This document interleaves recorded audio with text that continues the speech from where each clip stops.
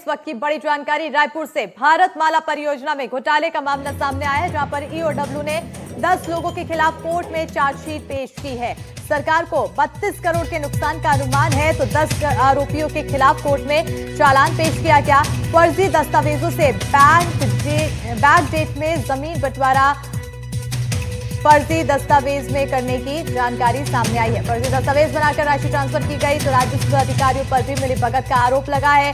कई राजस्व अधिकारी घोटाले के बाद से फरार बताए जा रहे हैं। इस वक्त की बड़ी खबर आपको बता रहे हैं। भारतमाला परियोजना में घोटाले का मामला, ईओडब्ल्यू ने 10 लोगों के खिलाफ कोर्ट में चार्जशीट पेश की। सरकार को 32 करोड़ के नुकसान का अनुमान है। 10 आरोपियों के खिलाफ कोर्ट में चालान पेश किया गया है। फर्जी दस्तावेजों से बैंक डेट में जमीन बंटवारा किया गया, तो फर्जी दस्तावेज बनाकर राशि भी ट्रांसफर की गई। राजस्व अधिकारियों पर भी मिलीभगत का आरोप लगा है, तो कई राजस्व अधिकारी घोटाले के बाद से फरार बताए जा रहे हैं। इस वक्त की बड़ी और अहम खबर आपको बता रहे हैं रायपुर से, जहां पर भारतमाला परियोजना में घोटाले से जुड़ी हुई बड़ी जानकारी सामने आ रही है।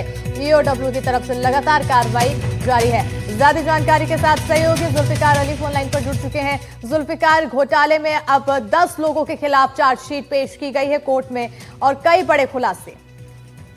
बिल्कुल, क्योंकि इसमें अगर देखें तो राज्य सरकार को और बड़ा जो है नुकसान पहुंचाने की कोशिश की गई थी। भारतमाला प्रोजेक्ट के तहत जो 4 लेन सड़क बन रही है और रायपुर से निकलकर जो ये सड़क जो विशाखापट्टनम की तरफ जा रही है, इस सड़क का जो निर्माण हो रहा है, जब इस सड़क से टेंडर हुआ और उसके बाद जब लोगों को पता चला, तो इसमें इस तरीके का सिंडिकेट तैयार हुआ कि जो जमीन का अधिग्रहण था, जमीन के अधिग्रहण में जब यहाँ पे सिंडिकेट के जरिए उस पे कई बंटवारे कर दिए गए, बटांकन कर दिया गया, जबकि वो नियम विरुद्ध था।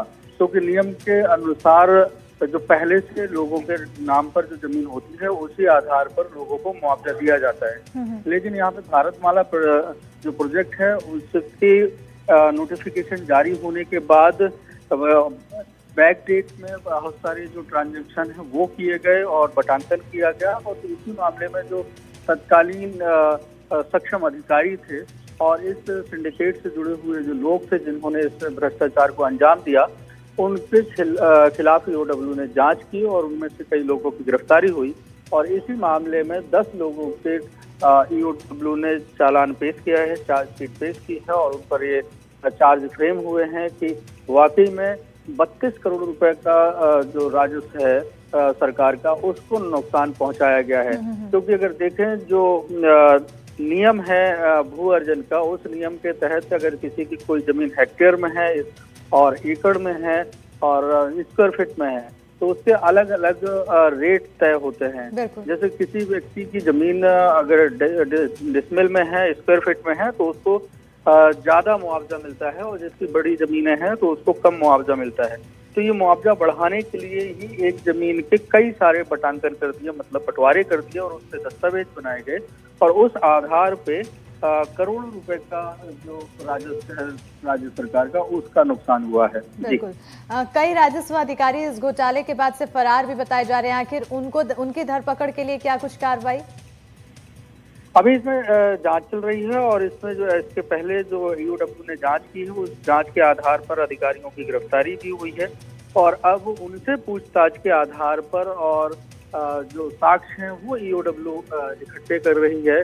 और इसमें जो निजी व्यक्ति हैं जिनकी जमीनें हैं, उनकी संलिप्तता भी है। तो ऐसे और भी लोग हैं जिनको इसका लाभ मिला है, तो उन लोगों तक भी ईओडब्ल्यू की जांच पहुंचेगी और जैसा कि ईओडब्ल्यू की तरफ से एक स्टेटमेंट आया कि उनको भी गिरफ्तारी होगी। बहुत शुक्रिया जुल्फिकार तमाम जानकारी देने के लिए। तो अब लगातार आगे की कार्रवाई जारी है और इसमें क्या कुछ और खुलासे हो सकते हैं उस पर भी नजर बनी रहेगी।